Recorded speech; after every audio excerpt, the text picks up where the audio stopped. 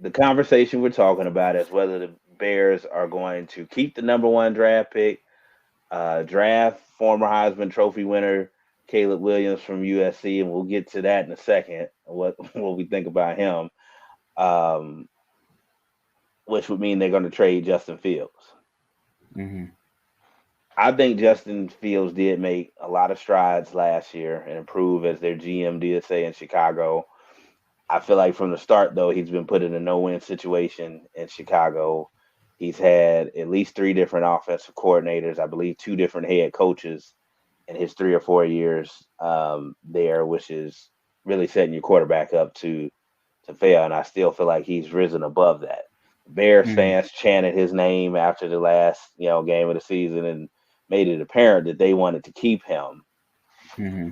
I've called Justin Fields the second greatest quarterback ever at the Ohio State University. Some people want to argue that, whatever. It's just my list, only behind the great Troy Smith.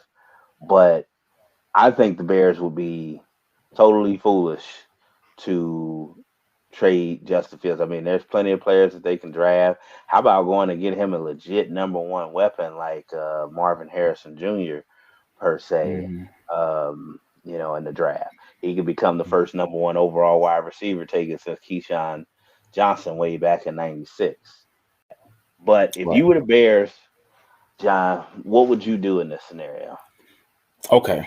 I would keep him, but here's the thing. Even if you did get rid of him or trade him or get something back for him, it has to be a culture change in Chicago. Just like, to their, in-season rivals with the Lions. The Lions had to go through a whole new culture shock, culture change for them to actually start winning.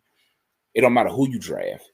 If you take Justin Fields and send him somewhere else and draft Caleb Williams or draft Drake May or draft whoever, if you still are putting the same product out there, it doesn't matter. And you're going to mess up another young man's career.